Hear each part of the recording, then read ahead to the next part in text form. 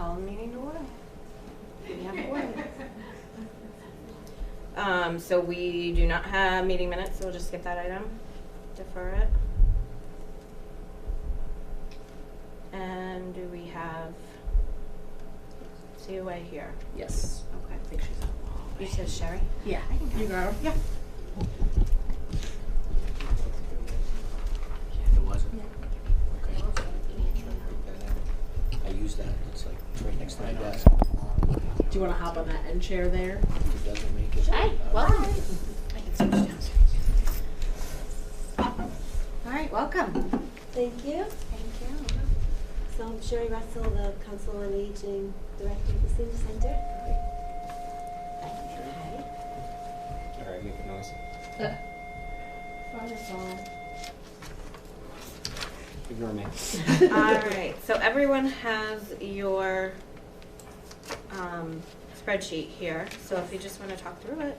Okay, yeah, so we're good with our expense. I don't think we need to increase it.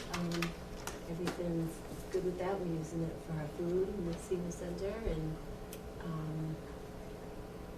yeah, it seems to be covering it and helping us. So we this year in March or April, we lost our kitchen manager.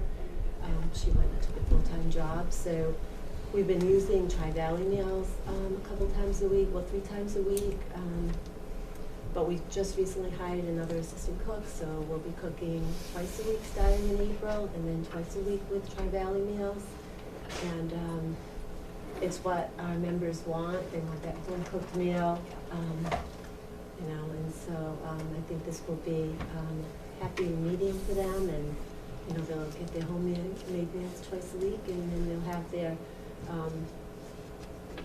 meals that are prepared by Tri-Valley, which are prepared by a dietitian, so they're very healthy for them. So that's the option, the only option.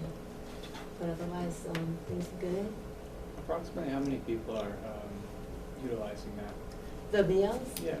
Okay, so when we have Tri-Valley in, our numbers are between maybe 10 and 25. And when we cook, we're about 40 to, tomorrow we have 70. Oh, wow. Wow. So, yeah, so the home-cooked meals is what brings everybody in. Aw. Difference. Yeah. Nice. So, yeah, so it'll be good to start cooking twice a week, you know, feeding more. Yeah. Yeah.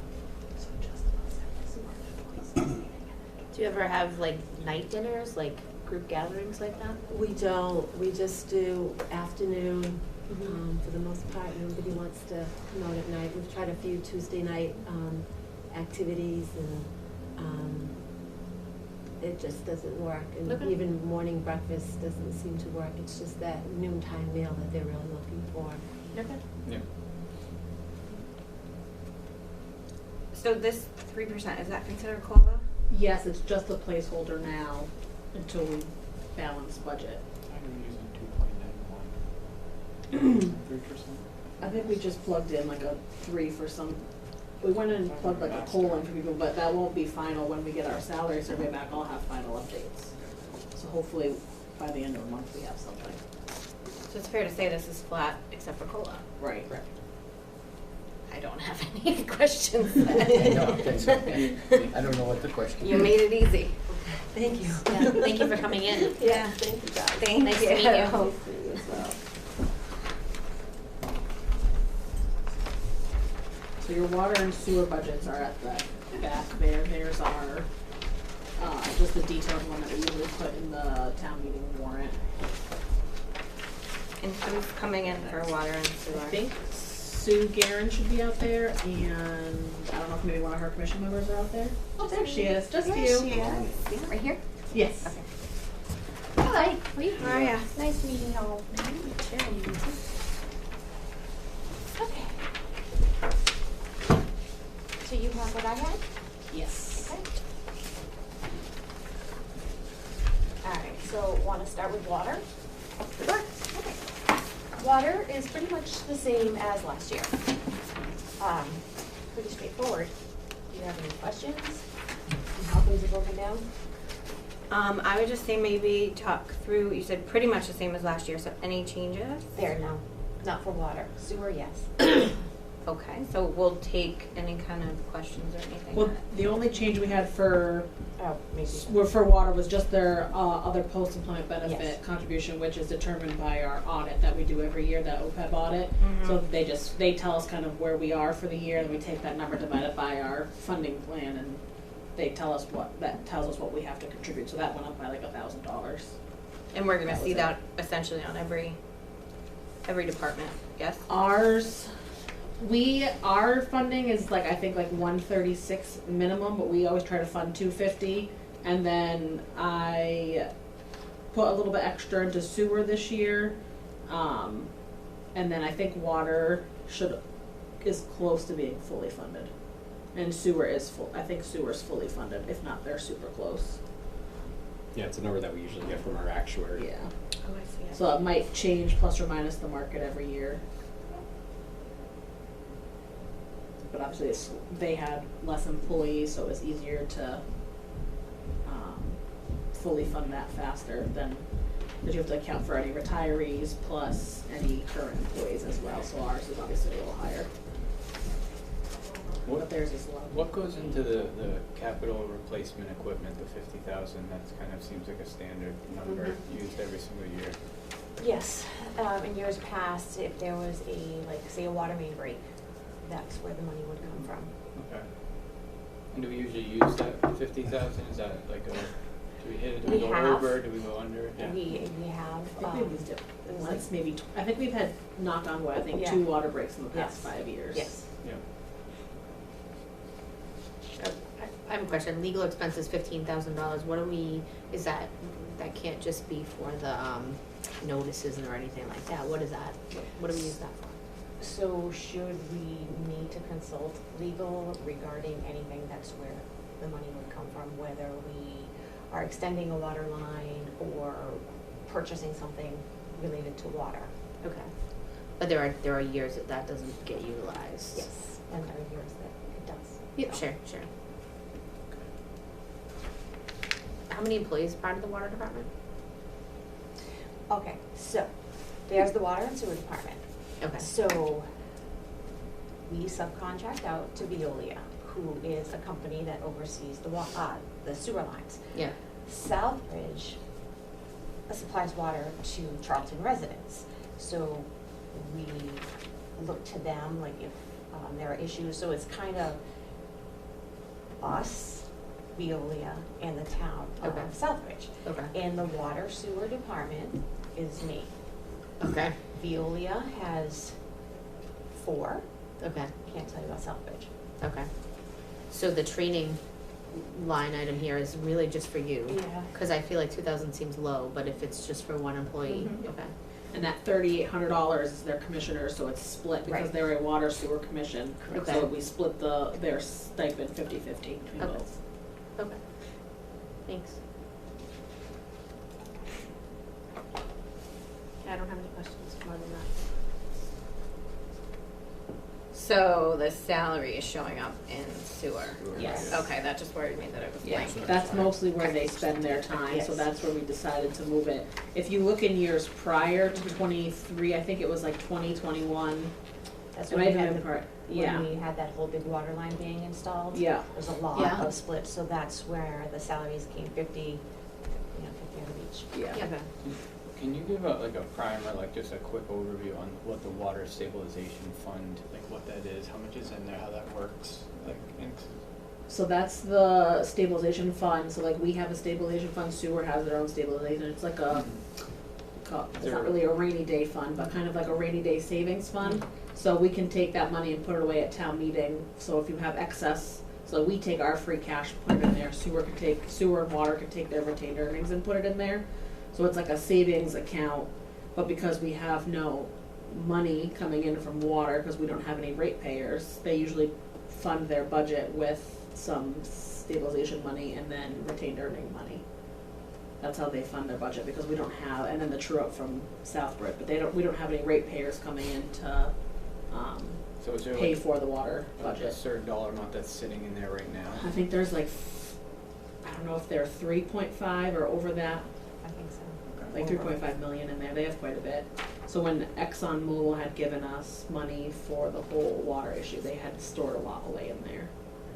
And then their retained earnings every year, I feel like they try to put money away in there every year.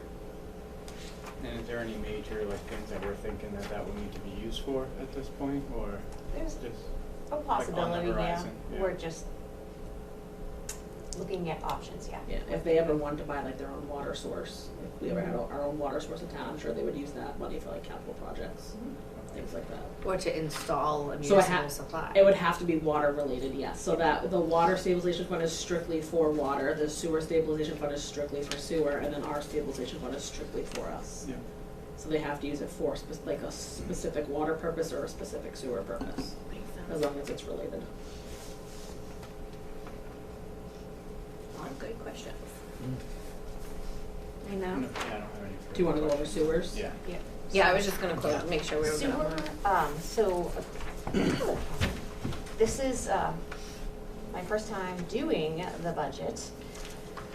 So the things that I have control over, that I know, where I saw the changes were in the expenses, and the ones that took increases were our maintenance line, and then our sewer plant operations line. Everything other than that, I mean, salaries changed, we are down an employee. So all of that changed, and with the benefits.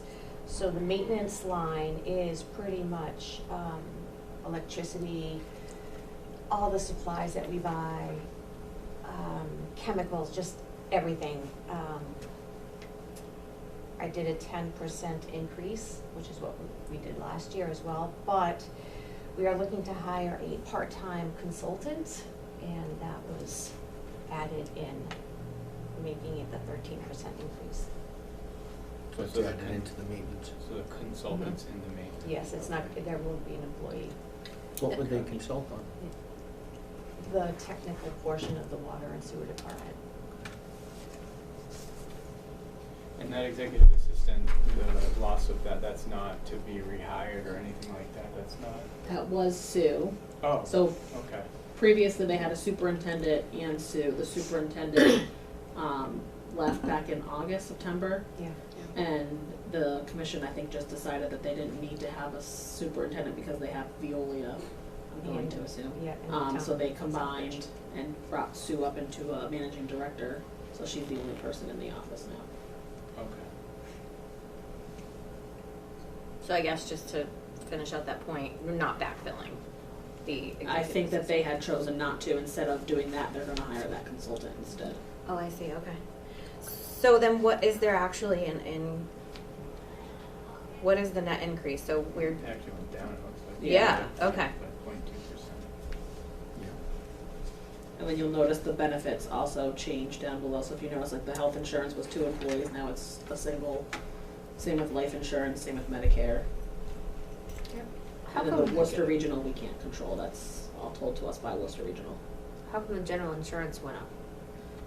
That is like insurance on the building, we're assuming rates have gone kind of sky high, we're seeing the same thing on, in our general fund budget as well. So we throw because we don't know what the rate is, I think we threw like a 7 or 8% increase in there. Just protection? Yeah, because our rates have gone sky high. Okay. Like just the way the market is, our rates have gone up quite a bit. And then, I see the usage charge has a pretty big jump, obviously, of 21.3%, I assume that's kind of Where maybe, it's down in the department line. So those are the revenue charges on the bottom. Okay. Is that, So what we did is, we don't have as many betterments anymore because that sewer project that we had done, I don't even remember how many years ago 20 years now. ago. Yeah, so it was a long time ago. So like those betterments are starting to fall off because people have paid in full, they're, almost paid in full.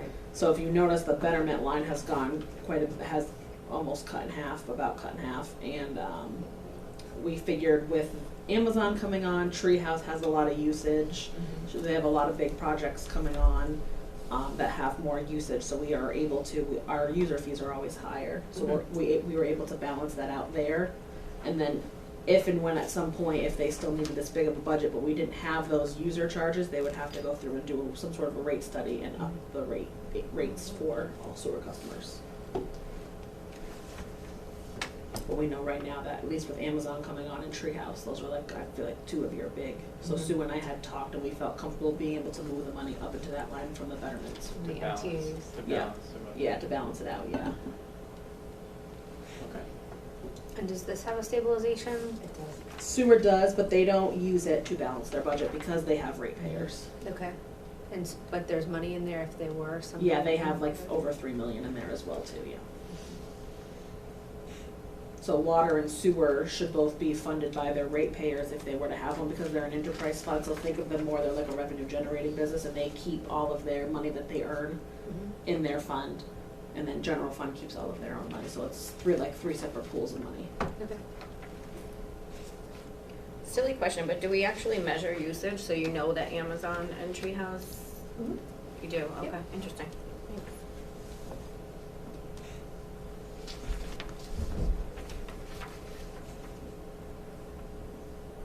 Any other questions?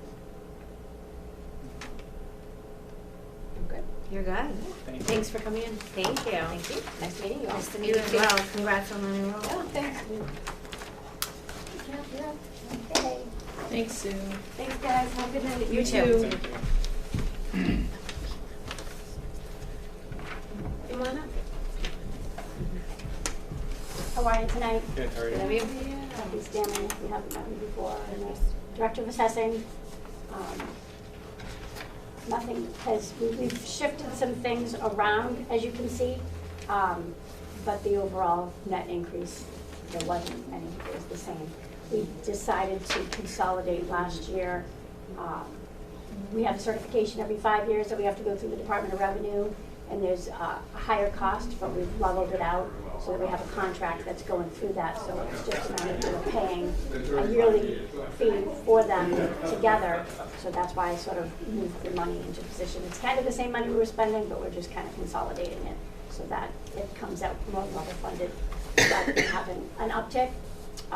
That said, in the next few years, we may have to budget a little bit more for the next time we have certification in 28 to reappraise the power plant and anything else that the Department of Revenue might mandate that we have to do. But we had to do that for the last certification. That was done prior to the time that I came in, but it's probably something that's going to happen every 5 years when we do certification.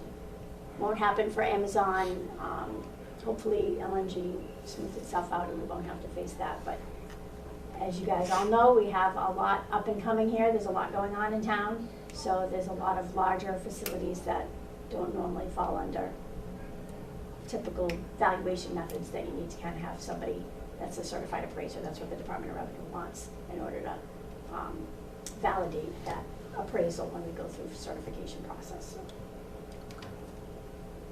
Why the decrease in appraisal and attorney, is that what you were just thinking? Yeah, so we just moved the money from one to the other. I see. We kind of have been paying out of it the last few years, but I didn't actually move it. So I talked to Ashley and said, well, now that we have a contract, let's try to move it into the right line so that it I just see, appears okay. more correct. But it kind of has been that way for a few years now. I don't have any questions.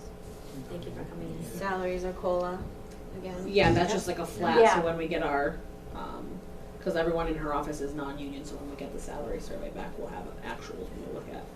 It's just a placeholder, otherwise there wasn't any increase. Any other questions? Really straightforward. There you go. Those are the Sorry easy to be departments boring. today. Thank you for coming in. We'll take it, thank Yes. you. Nice to meet you. Have a great night. All right, you Thank too. you very Thanks, much. Kathy. Thank you. Stefan, you're up. How did you choose which meeting to go to tonight? There was another meeting? School committee budget hearing. This one's more fun, Can that's only- how we I can choose. only be so many places, and Karen sends her regrets because something came up at the last minute, she just can't be here. So usually I am the silent partner who sits for just moral support. You get the hot seat I today. get the hot seat today. I believe that Karen has support with the finance department here. Yeah. And she is we should have something that looks like this, I Mhm. hope. Okay. So the bottom line was $602,795. Pretty much broken down to wages and salary requests. This is totals about $434,995 if we take the top one to, hang on, I just had cataract surgery on Monday. So there's five. You There's have five salaries there. Yeah, so you have the director, the assistant director, the head of youth services, and then the staff. Much easier to read with one eye. And then, of course, the 1, 2, 3, 4, 5, yep. trustees. And you're right, the trustee stipend is at the top.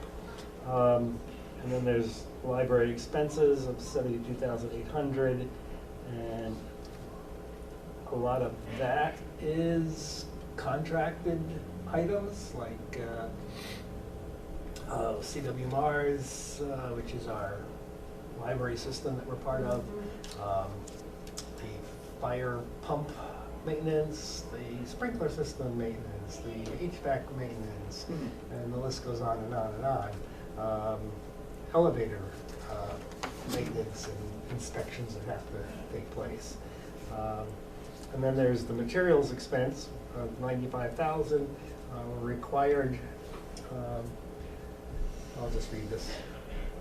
Materials expenses, $95,000. Materials line is 16% of the library budget per the Massachusetts general laws. Once the rest of the budget is settled, this figure gets recalculated accordingly based on the final numbers with any COLAs and any other changes that you folks do. Let's see if I covered. Okay, the repair line in services and supplies and operating expenses, we have maintained at 20,000. We'd actually asked for more in the past, but FinCon has always said that, you know, if something unexpected should come up, that we're able to come and plead our case to you folks, and so we're fine with that. Yeah, that's. I'm sorry, where is repair? It's part of the Library. part of Expense the, line. Part of materials expense? Part of the library library expenses. expense. Thank you. Library expenses. Thank you, thank you. That materials line is that 16% Yeah. calculated that we have to be a. And materials is books, CDs, videos, etc. When you hit your budget, you're done. What's that? When you hit the budget, you're done. 16%.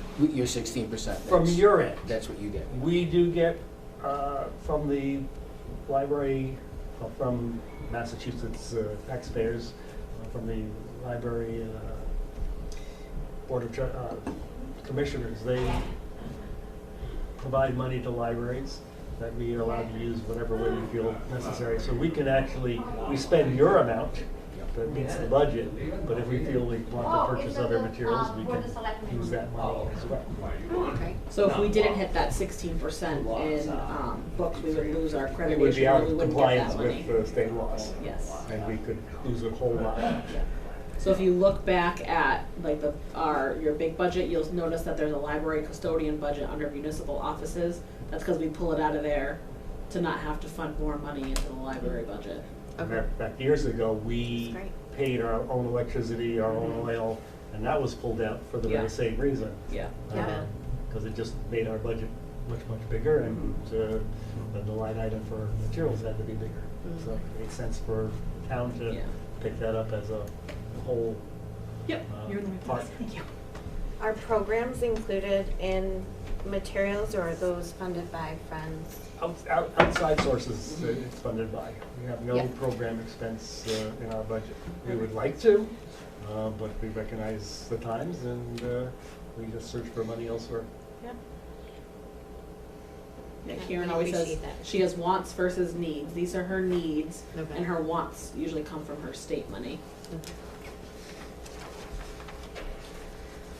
One time we used actually the state money to actually fund the library, because when we expanded to the new huge library, we really weren't given enough staff to be there, but we had squirreled away a fair amount of money from state aid, knowing that that might be the case, and we used that so that we could operate.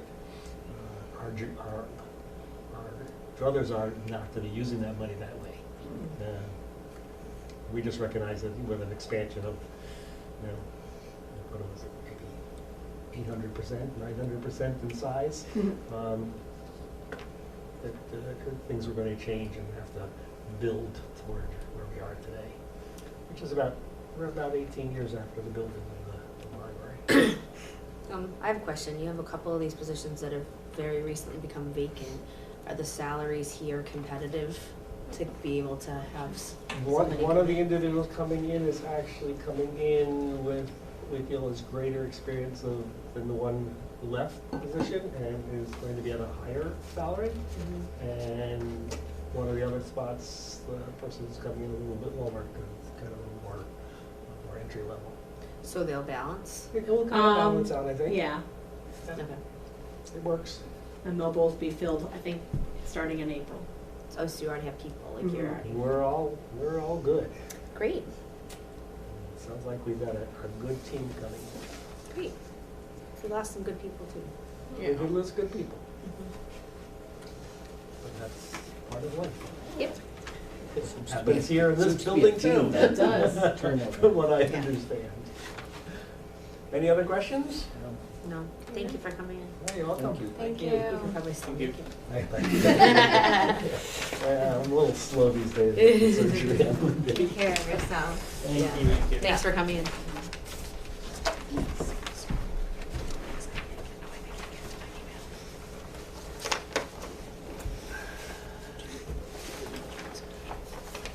What's that? Yes. From the school? And I saw that in the email, she said, we're gonna use Oh. the same one as last month. Yeah, you saw, I don't know if you were on the email, but I said, this really needs to be a thing going forward, as we're back to work travel. It's not that we're sitting at home, but we're traveling for work. I joined 2 meetings ago from my hotel room with room service. Irene, I think you're up next. I'm gonna try to pull up your, I want to wait for Mr. Brenner. okay. Yeah, I'd love to say, oh, yeah, sure, let's go, but I don't think he'd be real happy. Yeah, no problem. I was gonna say, I'm gonna try to pull up your presentation here, if the internet will work. Can we skip to? I was gonna say, if he's on the 7:30 train, we could do item 4 if you wanted to. Yeah, so I'll wait for Andrew to come back too to give some more updates, but we've been working on budget. We got an updated preliminary Dudley Charlton number, which was I think all, the one, they gave us like there was a 2.2 million update, I think, and a 1.9. I'm assuming, I don't know if it's tonight or maybe It's tonight. is it tonight? Yeah. We'll have a new number hopefully later this week, I'm assuming. But obviously it's never gonna go higher than that 2.2 number increase. So Andrew and I are in the process of trying to balance to that number right now. We're a little bit in a deficit with that higher number at the moment. We're trying to go through. We're also trying to make sure that we have enough money to pay for the sub fire station if that should pass. Yep. So we're trying to find like a sweet spot between being able to fund the substation if that should pass, but also remaining in like a level funded budget. So we're trying to get like that sweet spot between the two to make sure that we can afford putting everything within the levy limit this year. So that's what we're working on right now. We're working with a couple departments to make sure that their budgets are up to date. Is the deficit that you're talking about with the 2.2 million, The bigger Because- school number. right, But- the bigger school number because of the substation, or is that even without the substation? No, that's with the substation in there. Okay. And I think I plugged some numbers for some additional employees, but assuming that next year Amazon will be fully on, so you'll have all their personal property, plus you'll have the additional levy capacity with because we have only funded up to 35% of their building, but the TIF says that we'd be at 45% that we would get from them for their real estate. So next year, well, it'd be more for FY '26, because you probably won't see it really fully in '25 till later in the year. I'll see, probably see the 10% going into 25. Yeah. Yeah. We won't see it for budgeting until next year, and so we're trying to just find that sweet spot between the two. So we'll be fine. We were talking about it earlier. We know we'll be fine. We're just trying to do it preliminary now, just to prepare ourselves. So But assuming we know that school number is gonna come down anyway, so we've Yeah. kind of put a pause on it for now until we hear back from the schools about the meeting from today, so. So you just mentioned additional staff. If I remember correctly, last fiscal year, departments were coming in with like part-time staff, like augmenting staff. And I'm Yeah. just not seeing that this year. Building, I think, was the only one that asked, 'cause we've. Internally, yeah. Yeah. Because we've kind of, you know, we've tried to address things creatively. Right. But I think, you know, building's been that one area where it's almost like we saw a ramp up. We weren't sure if there was ever going to be a decline, but we haven't seen the decline. Yep. And really, the administrative staff is taking on a lot. You know, they're kind of like that single point between the contractors, the 5 inspectors, and they're handling all of the inspections that are going through. And so that's kind of that pinch point that we're seeing. Well, if we lose her because she took a vacation day or a sick day, you know, all of that work is pretty much stopped, and there's not really anybody who's there as a backup or to keep the things moving or to fill in when it's really busy. So, I think that really is more of a need position. I saw 48,000 in his Mhm. for a full-time, and then, but I saw 15, I think, in the master Yeah. of your guys's. So Yeah. what's the story there? So what we're in discussion with right now is we're actually backfilling the local inspector position. And last year was we had brought that position up from 25 hours to a full 40. So now that we're backfilling, we're looking at the opportunity of could we go down to say 30, 35, and then put in a part-time in that position that is mainly there Tuesdays and Thursdays, midday, that we'll be able to cover during like a lunchtime period to make sure that the office doesn't close during the lunchtime, but also be able to pick up some of the lower end permitting stuff, so more of a department assistant. And the same way we have with the treasurer, or with the town clerk's office, where they have 3 bodies in that office, is an assistant department head. It's kind of a executive assistant type role, similar, where now this person would be the next grade lower, that's doing more of the administrative duties as in a part-time role. In a part-time role, without benefits, Without right? benefits. Right. Yeah, the Because that's, Board of Selectmen are on board with adding headcount this year, unless it's, well, I know I think they're on board with public safety, because the fire chief did ask for 2 bodies, because we gave him, he asked for 4 last year, we gave him 2, so he's hoping that we can give him the other 2 this year. And then, and assuming if the substation were to pass, he would need another 4 bodies, because he needs to get to 6 total new bodies. So 2 for this year, and then 4 if the substation were to pass. Because he needs to have 2 on each shift over at that building. Yeah, no, and the other position that's always been talked about has been facilities director. And, you know, I've had some discussions with internal staff that we have as to how we could make this position work, because I think my biggest concern is you don't want to just create this department head position and now don't give them any staff to work with. So what you do, create this position and go, all right, now figure out what your job is. So right now, the cemetery division, you know, we have a department head in that position that is kind of like, he has one staff person that was just brought from a seasonal part-time to a full-time. He does a lot of the grave digging, the mowing, and also the administrative paperwork for the department. If we were able to add another laborer position into that department, allow him to kind of step back from doing a lot of the digging and the mowing, that would potentially free him up to now become more of a facilities overseer, where he's overseeing the cemetery and overseeing facilities, and then giving him an additional labor support that could augment that whole division. So that's what we're gonna try to propose moving forward. so we get a facilities director for a labor cost. Correct. Yeah, and a cost, and a Little monetary bit of a bump, adjustment yeah. to the, And that the would staff. stay under cemetery as one.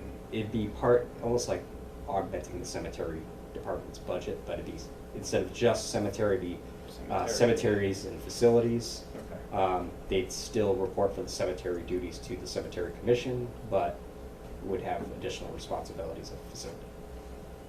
And then also giving them oversight of the custodial staff, that they could more oversee kind of what their work is as well. Can you give us an overview of the conversations with the Board of Selectmen on, or that's not what they're called, the Select Board? It's still in transition.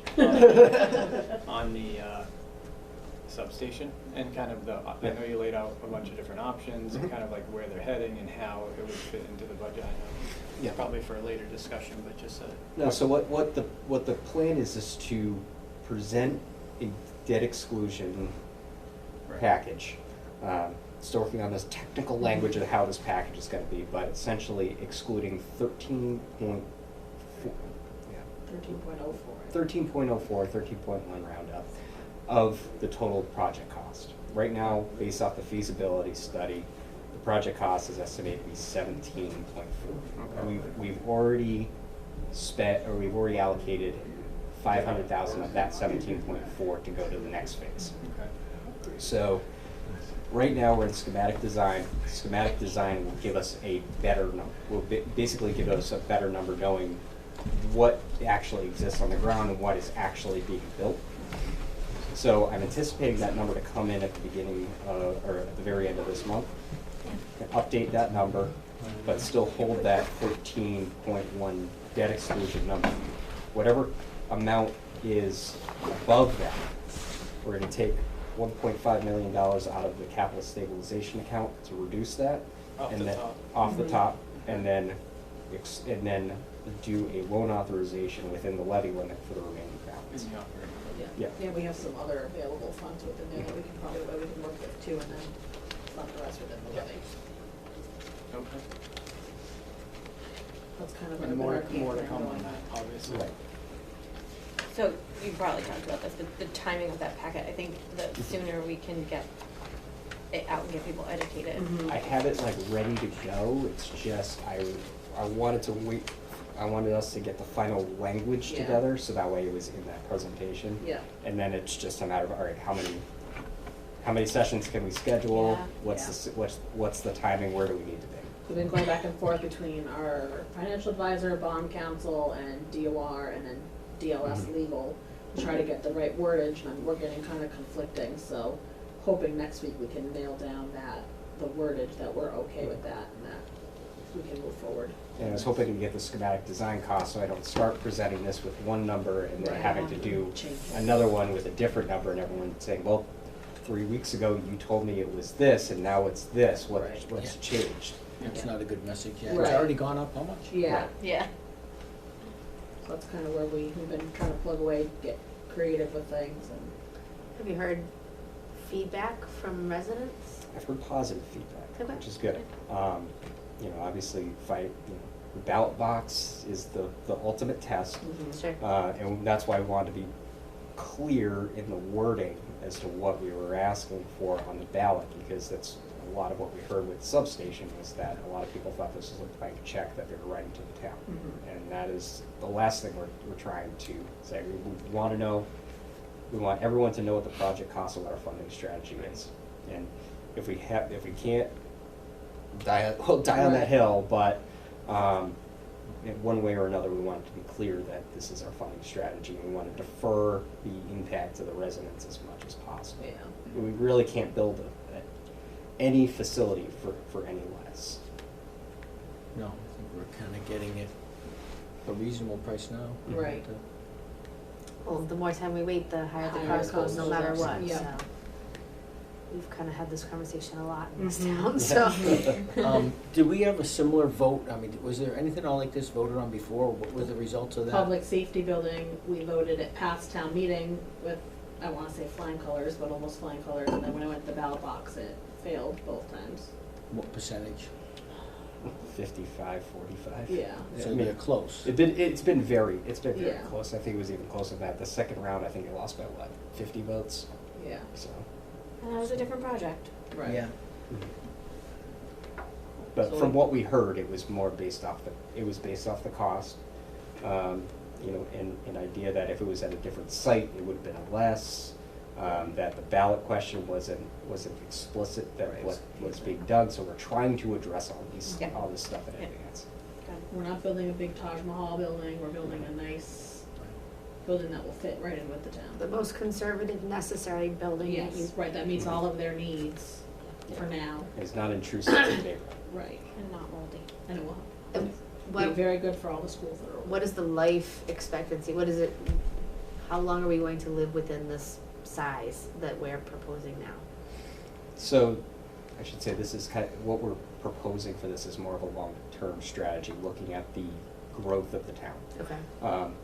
The town is a very large town to cover, and Yeah. we've seen, you know, growth in that southern end of town around the school. So our strategy with this is to say, we're gonna build this substation over here. It's gonna last the town for hopefully 40 to 50 years. Okay. We understand that we're not touching Station 1 right now, but in 10 years' time, we can come back to a public safety building, a fire station, and then when that project comes forward, or we take that into consideration, you're building a much smaller fire station portion of that because you've allocated half your assets over here. Okay. But a big promotion of this building is that by doing this, we're improving overall response time in the Mhm. town. We're not just saying we're giving firefighters a nicer place to live or a nicer place that you could feel good about. We're actually improving the service that we're delivering to the town. Okay. And you're taking our assets out of a building that's Yeah. molding the whole way in. Right. One that's falling apart, Yeah. one that's on leased land. Yeah. Has anyone ever done a study to see if two fire stations will do it? I think that's what they That's just that's did. Or part three. That was Yeah. part of what we did was a response time analysis Yeah. that would tell us exactly on the percentage of calls of what it would do, and it reduced the average response time to 70% of calls by 2 minutes. Wow, Huge. that really is huge. Right. No, but I mean, in terms long term, are we gonna need another station maybe over by Amazon? I don't believe so. I think that if we did a new station, it'd be a replacement of Station 1, and we'd try to keep it in proximity to Route 20, and, you know, most likely on the other side, so that way you're kind of bracketing Right. Route 20. So you're keeping your response time consistent on that side of town and on this side of town. And then also to the Route 20 corridor they're not very far away. Yeah. And think about what great response you'll have to the even 4 schools now, because you're not having to cross Route 20. I was a firefighter in my 20s, and I can, on call in Webster, and I can tell you response time is everything. Yeah, Yeah. makes a difference. Yeah, it'll be less than 1 mile from Bay Path Elementary School and the 2 middle schools. Wow. Anything else from your update? That's been it, just been trying to plug away at budget. And then, it's been pretty much my life for the past month, so. Staring at numbers. Yes. It's a time of year. Forecasting. I know. Oh, yeah, we took a forecast Yeah. training class with the state. That was really interesting. So they gave us like a whole template to go in to plug numbers into, and it makes this nice forecasting module for us. That was really cool. We were like the guinea pigs. There was us and a couple other like Western Mass towns. We were kind of the guinea pigs. They've never done this training before. So I know we have like a round table coming up. We're gonna go back and review, but that spreadsheet was really very helpful. So they gave us a tool to be able to forecast like contract negotiations, COLA increases, and then our normal like budget projections and stuff. So it'll be really helpful for us to be able to use going forward. That's So- a free tool? It was a free tool, yes. Even better. I know, they made a whole spreadsheet for us. We were the only ones that were able to balance it right off the top of the block, so go us. But yeah, it was awesome. It was a great class, very informative, and it was nice to have the state there to show us kind of some tools that we could use for forecasting, so. It was nice. I feel like they should use that training going forward. Be nice for anyone, like any, finance person to take, and we were talking about maybe some other ideas for classes for them to do as well. like a nice finance training team. Know how like the money goes from assessing all the way up to the accounting office. That would be cool to do too. Especially when you're trying to get people to come in. And you have new staff members and it's basically a big circle that comes around, so. It was nice. Great. That's pretty much it. Okay, any other discussion on that? Thank Okay, you. you're up.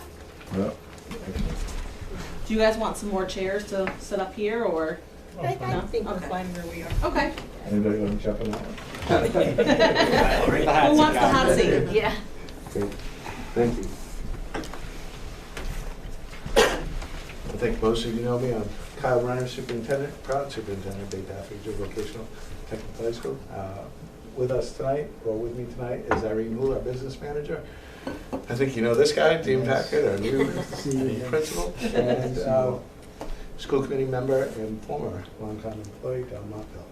So, thank you for having us.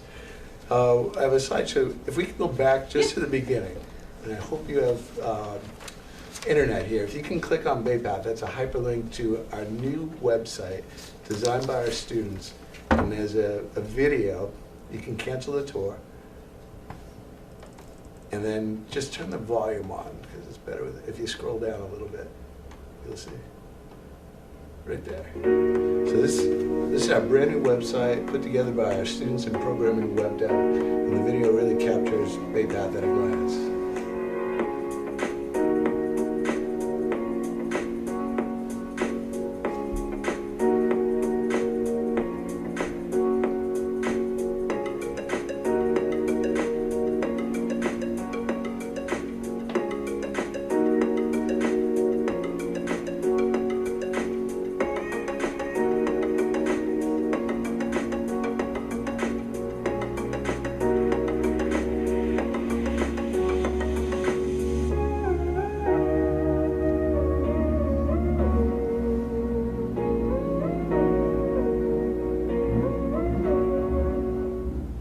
Oh, that was So- nice. That's great. Yeah, That's it's, great. thanks.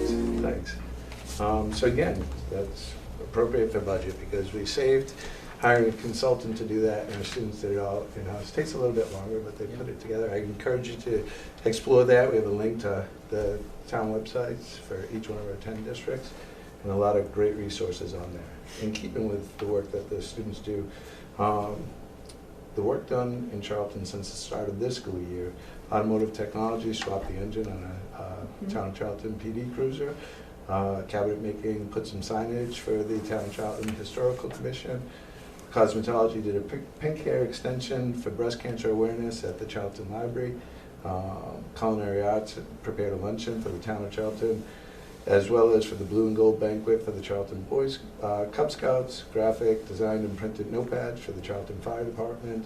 They printed property evidence receipts and 3-part NCR forms for the Charlton Police Department. They provided aluminum railings for the soapbox derby for the Old Home Day Committee. 14 people had their cars serviced in auto collision, 80 people at automotive technology, 7 had products done at cabinet making, 2 carpentry projects. Culinary arts should be like triple digits. They have 1, but I think every person who goes up to lunch, you can count as providing a service. Graphic communications, 6 jobs, and metal fab did 11 jobs. And we just went over and looked at pouring the slab for the new animal control officer site over there. So with that, we can jump right in. Our funding sources for our FY25 are Chapter 70 and Chapter 71 estimates based on the governor's budget submitted in January 2024. The estimated Chapter 70 funding for FY 2025 is $14,453,612.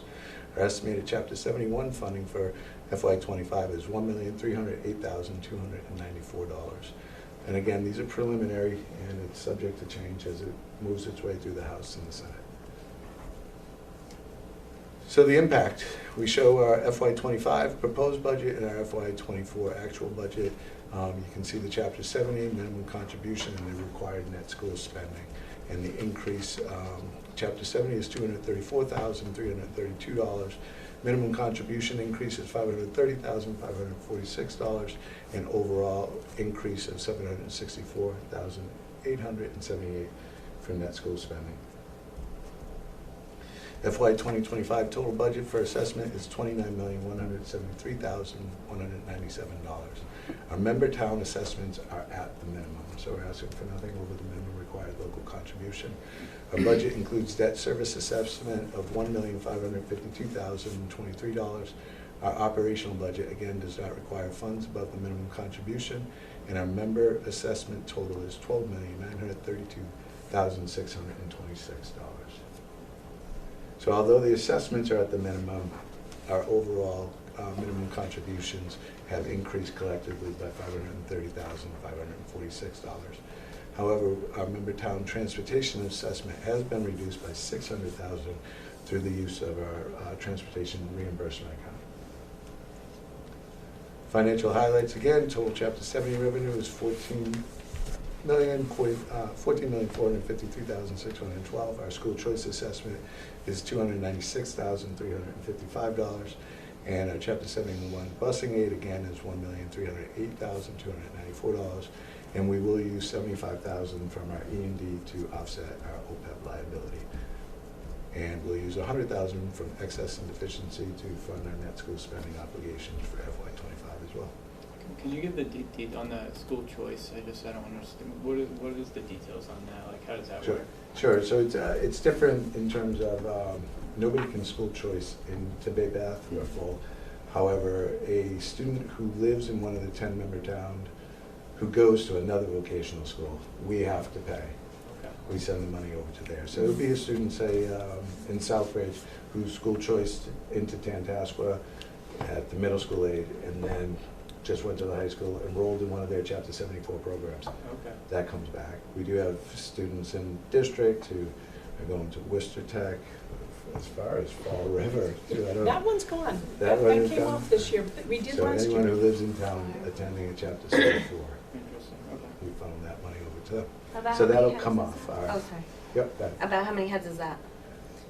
56, I believe. 56, it's dyslexic, not good when I'm doing number presentation. I had 68, 68 or 65 on that, but yeah, 56. Yeah, so this is our budget summary. Again, Chapter 70 is 14+ million. Our school choice assessment, 296. So we take that out. Assessment for the minimum contribution is 11.2 million. E&D 75 now, and E&D for net school spending 100,000. So our operation total is $25,558.56.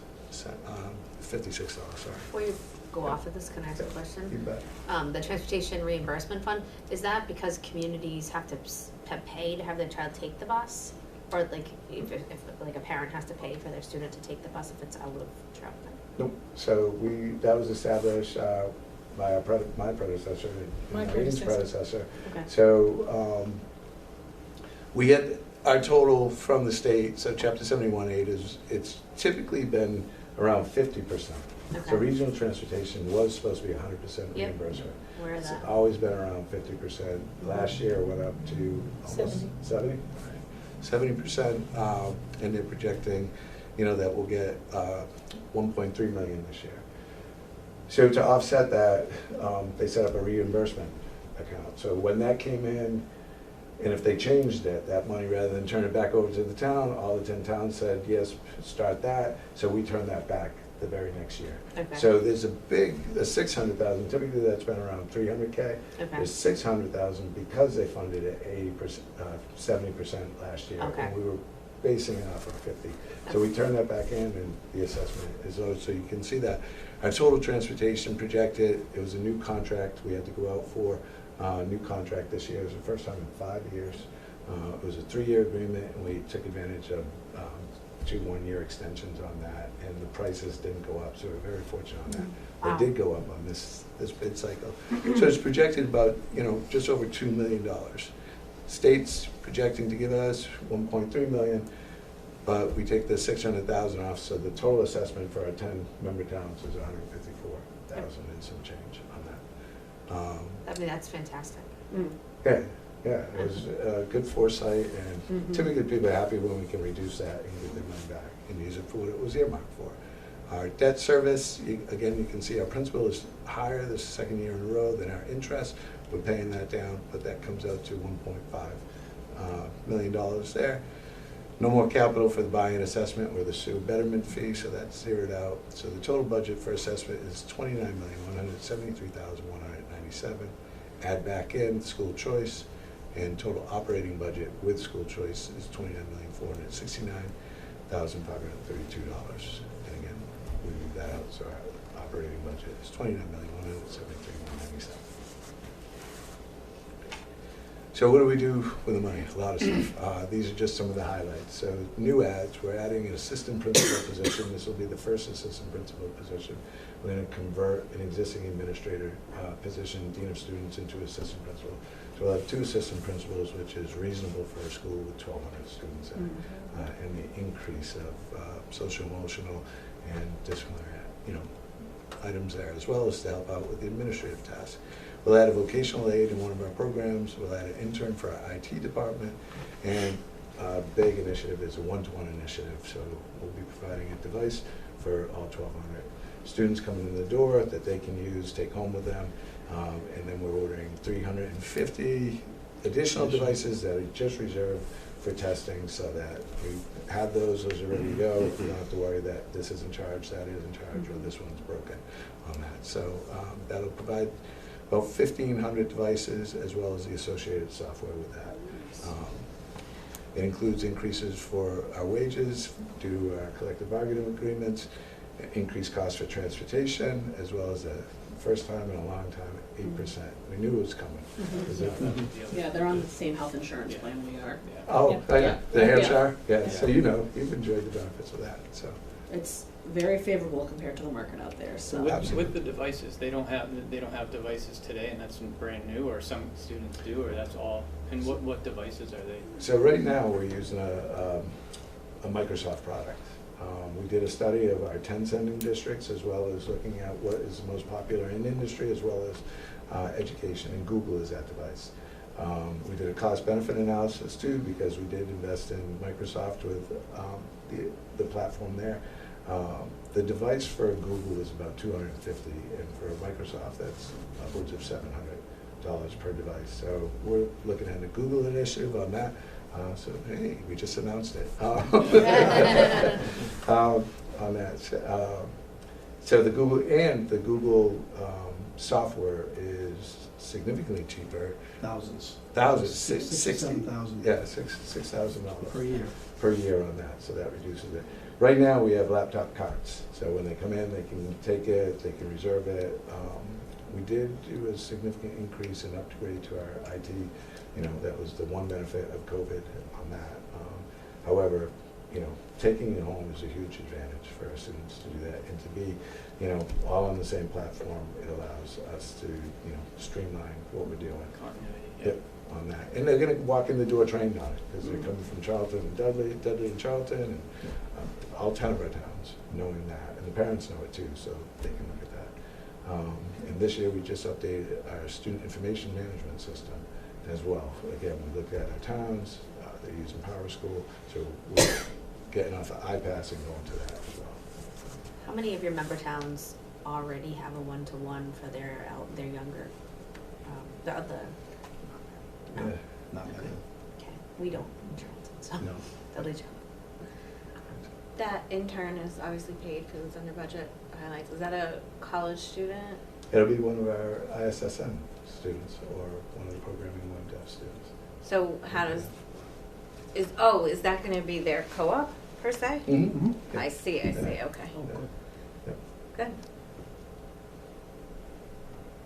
Continued use of our SOA funds to provide significant professional development to all our staff, especially programs focused on social emotional learning, English language learners, as well as addressing chronic absenteeism. So that was a negative impact of COVID. We don't have to go to school.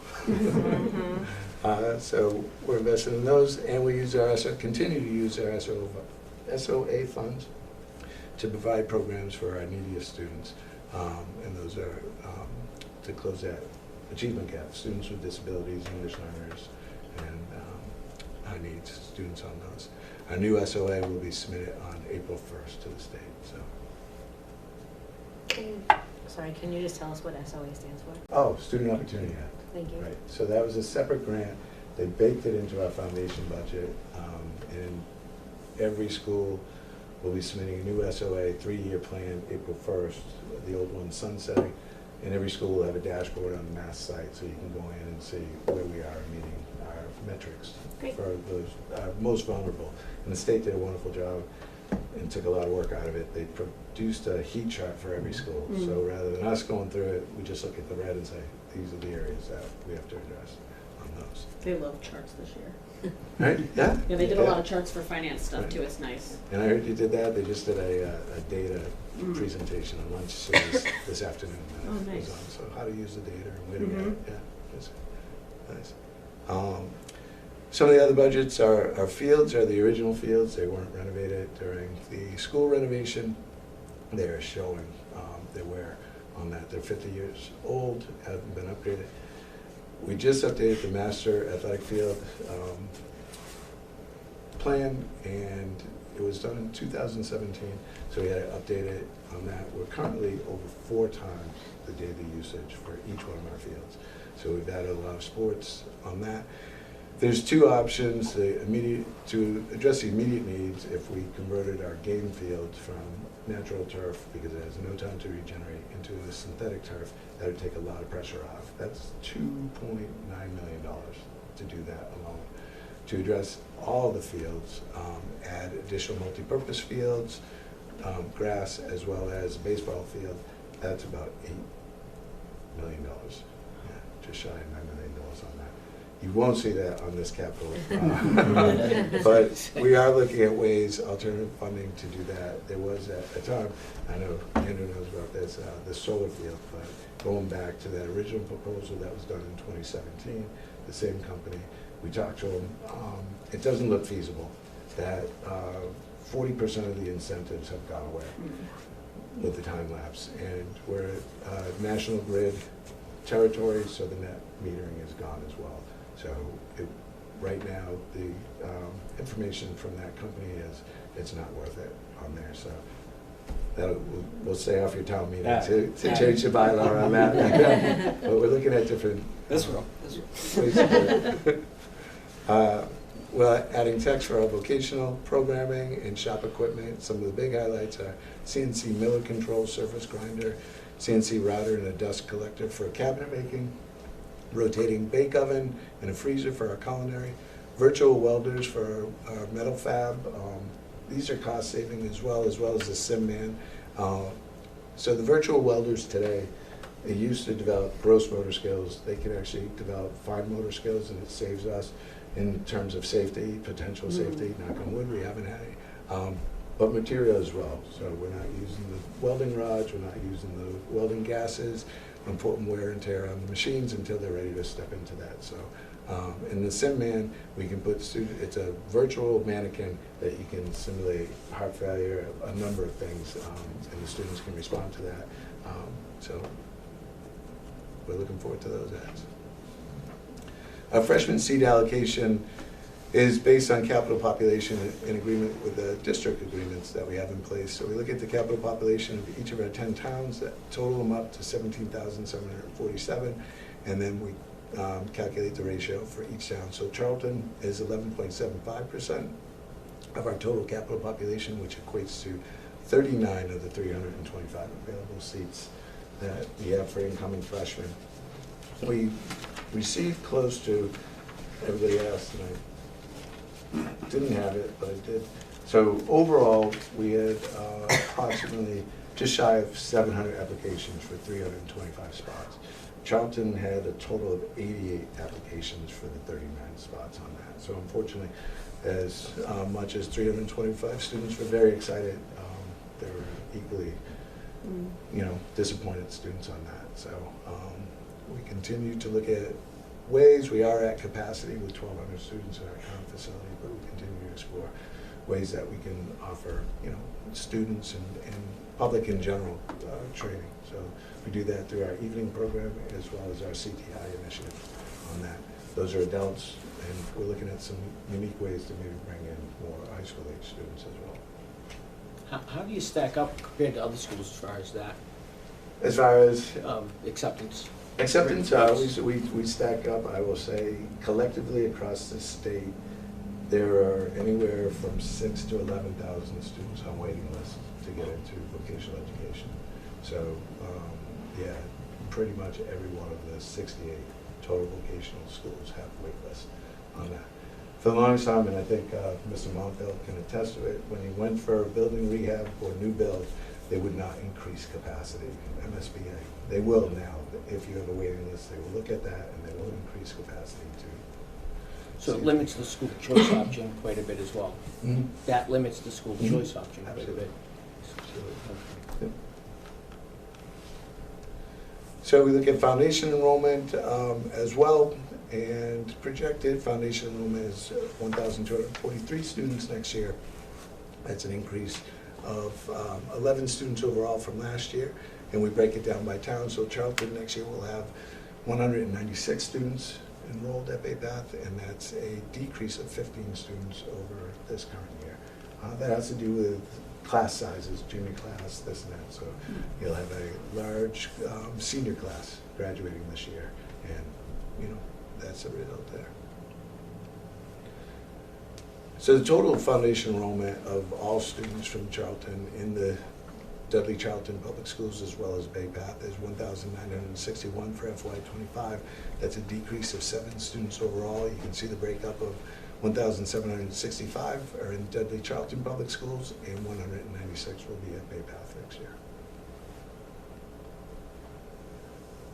So the FY 2025 required local contribution, this is information right from the state as well as the cherry sheets. So the current year required contribution is $14,999,738. The municipal revenue growth factor is 7.17 for Charlton, bringing the FY25 preliminary required local contribution to $16,075,219. Excess shortfall of $149,997 for a total required local contribution of $16,225,216. And down below you can see the breakout between Dudley Charlton and Bay Path. Bay Path equates to 14% of the required local contribution, which equates to $4,049,204.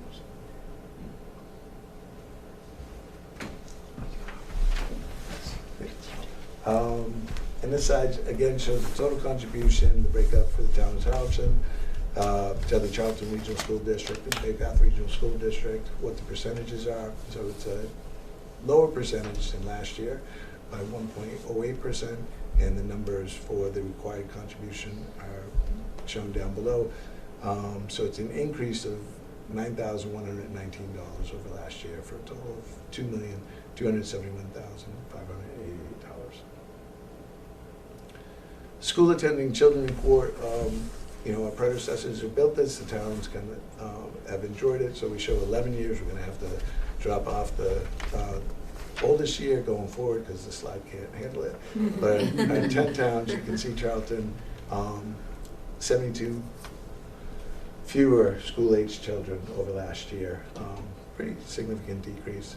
Overall, for the 11 years, there's been, I think, 340 students. I think it says 344. 344 less, and overall in our 10 towns, it's 1,700 less students, school-age children. So population is decreasing on that. So the foundation enrollment and capital population are all used to calculate some of the distributions of the total expense. Our 10 towns are all shown there. Charlton is highlighted. So Charlton minimum contribution is $2,271,588. With foundation enrollment composed of 15.77%, that's used against the total $154,824 transportation assessment. Charlton's share equates to $24,413. Capital population equates to 11.75% of the total capital population, and that's the ratio that we use for the debt service of $1,552,023 Charlton share equates to $182,339 for a total assessment of $2,478,340. And the next slide just shows that alone and in comparison to this current year. So you can see a $9,119 increase for minimum contribution, about a $200 decrease for transportation, a $6,243 decrease for debt service, for an overall increase, a total assessment of $2,677. Freaking bank. And that's it. Thank you for your continued support, and I'll try to answer any questions you have.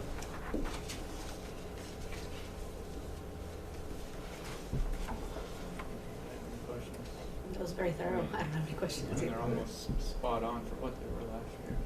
I have a non-finance related question. Sure. With a 6,000 to 11,000 student wait list, is the state looking at building out more vocational programs? So they are. MSBA will consider a school with a wait list increase in square footage if they're gonna renovate or build a new one. They've started innovative pathways and the CTI initiatives to, those are some of the things that we're looking at, can we have an innovative pathway? So, it's a huge investment for Chapter 74, for all the material and machines and everything that we use up there. We look at it that it goes dark at 2:30 and sits idle until we bring in the adults at 5 o'clock. So we have that time. If we could add a time frame in there to bring students in from other high schools that wanted it, didn't get it, and come in and do that, there's an opportunity there to establish those, and there's funding for those programs as well. We did do a CTI initiative. We received our first round of it, which was round 7. We received $500,000, just over $500,000 for 3 high needs trades or industry in our region, and those were advanced manufacturing, culinary, and HVAC. So we put a program in. There's 2 cohorts last year, and we'll start a new cohort next year. Tuition free for any underemployed or unemployed adult over 18. 200 hours of trade training resulting in an industry recognized credential, and there are funds allocated to assist with transportation. We found that life gets in the way, and you have reliable transportation because there is no regional transportation here, and they stop coming. So once you start, we want you to finish the 200 hours so you can go. We partnered with each one of those programs, minimum of 3 industry partners who have signed on to help develop what needs they have in those workforce areas, and we could train those, as well as to guarantee an interview for each one of the graduates of those programs on that. So we're just finishing up our first cohort on that, looking forward to starting the second cohort, and we just submitted close to $1 million, was it, for CTI, round 9? It was around Yeah, that. so round 9, $1 million, and add, don't hold me to this, but I think auto technology, I hesitate to say because I don't want to get it wrong, but 3 new programs for that, and bring those in. So, and different incentives. If they finish 100 hours, they get a little $100 bonus. They finish the 200, they get another $100 on that. So we're looking to incentivize them to come and receive that training so that they can get jobs on those. But again, we're looking at different ways, looking at some agricultural and how do we do it. Again, it's unique because we're at capacity in the school. So where can we build out and bring those students in and share our expertise on it. Great. I'd be remiss to thank you guys for all your support with the public safety radio project. Oh yeah, I forgot to mention Yeah. the radio project's going forward too. Yeah, Without your guys' support, that wouldn't be possible. So, yeah, we're happy to help. Good neighbors, right? yeah. Yeah, thank you for highlighting all that engagement. I thought that was really good to hear. Yeah. You guys do a great job. We go up and order pick up for lunch sometimes. It's great. I've gone up and used Cosmo. Yeah, Yeah, one of our coworkers' daughters up there. nice. So I went up for Friends and Family Week. That's awesome. Yeah, it's awesome up there. Yeah. Yep. Aside from the vocational element, we also have AP classes for kids. Our academics, our scope and sequence is being revitalized. We put a lot of time and effort into ensuring that the high level of learning for kids on both the academics and the shop and the vocational side, and there's a great bridge between the two. I mean, it's magical to watch what happens when we start speaking the same language and giving those same opportunities for growth for all kids. It's just, it's really a cool thing to be part of. And with that, we just announced our strategic plan kickoff. So we sent out flyers. You can sign up if you're a stakeholder, get on and, you know, help shape the future of the next 3 years. And there's 5 different categories for those that were. 6 with the evening school. 6 evening school, we added that on that. So where do we go with that? So, yeah. Let's dream about it, build it, let's go. Mm-hmm. It's exciting, so. That's on your website?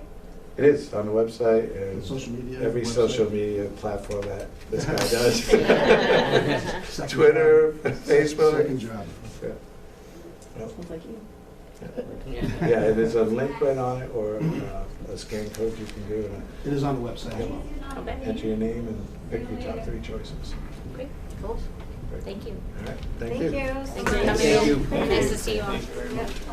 Your mom and dad doing well? They're doing well. Excellent. You know everyone's mom and dad, huh? My mom's good. She's enjoying retirement. Hey, she, Yeah. she ever wants this up? No, she's watching my new puppy now. All right. That's her job. Thanks. Have a good Thank day. you. Bye. Bye.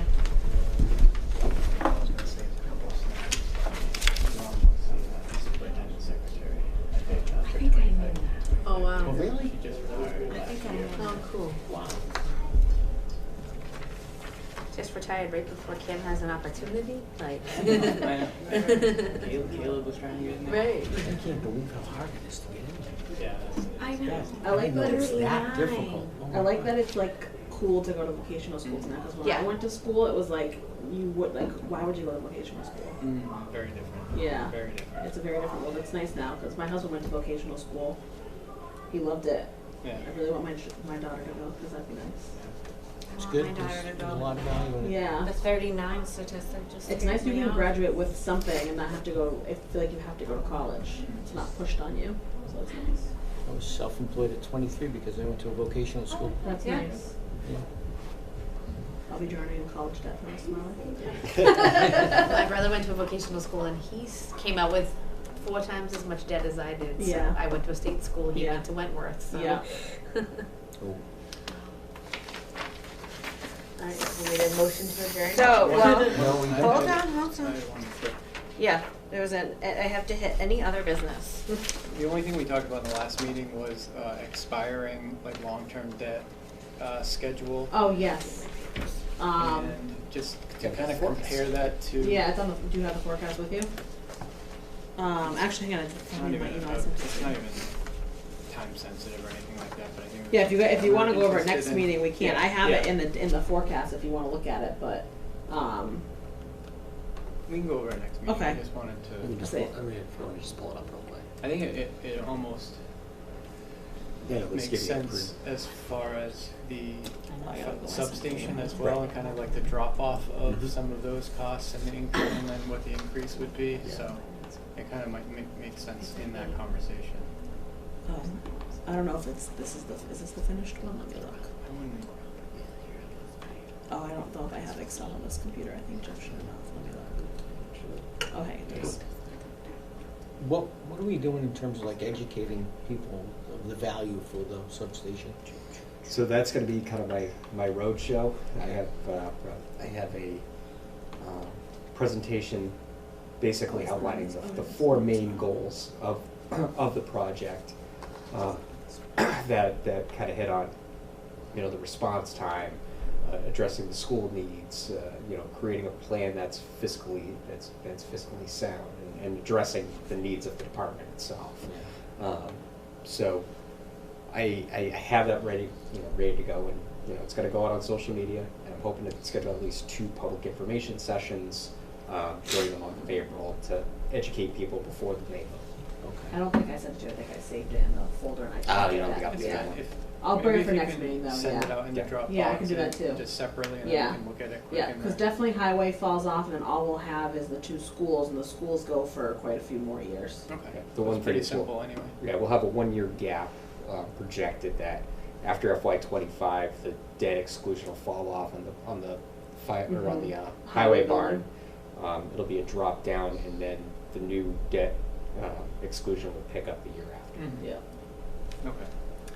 Will the substation proposal include better cell service in that area because of the Right. fact that we're gonna have our public safety in that area? That is one thing I'm trying to work every angle on of getting the carrier's attention on. It's not, we don't have control over the cell network service, so trying to get their attention that this is going to be a critical need, at least of expanding their 5G network down there, because it's a lot easier for them to get 5G in these areas now that they just put them on telephone poles, rather than putting up a full-blown tower. Okay. Our original hope was that we could maybe partner with somebody on the new public safety radio tower, but you know, they want to own the tower, they want all the rights, and they want the town to be second-class citizens, and it didn't work for us, and we were looking to try to do it. Because they also lease it, right? So then they make money off of it. Yeah. Right. So, okay. Well, So I'm trying to I know work- that's a need that a lot of parents Yes. recognize. Yep. Those fields out there. If there was ever an emergency after school hours where the radios aren't in use, I hear that all the time. What if there's a parent or grandparent that's at a game and they have a heart attack? We can't even call our emergency services. Trying to go the legislative angle at this point and trying to Okay. get their attention. Okay.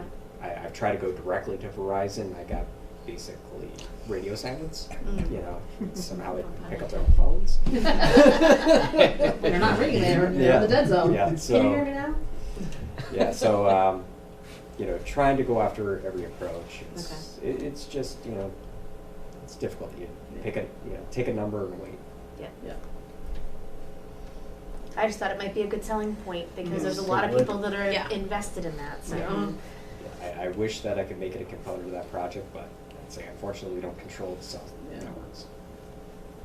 But we're gonna need it down there, so Yeah, That's a goal. for sure. yeah. Okay. Any So- other discussion? I actually had our joint meeting won't be the 26th, it'll be the 9th. I was just gonna confirm. Yeah.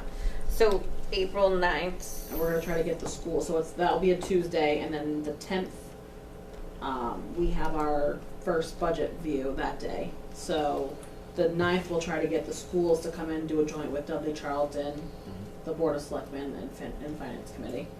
And then the next day, Wednesday, we would look at the first draft of a balanced budget. Do you think it would be ridiculous to ask to combine those meetings? Do you think it would turn into a marathon? I don't know You if probably you, need the data from them. well, I don't know if, I think it's more or less I'm sorry.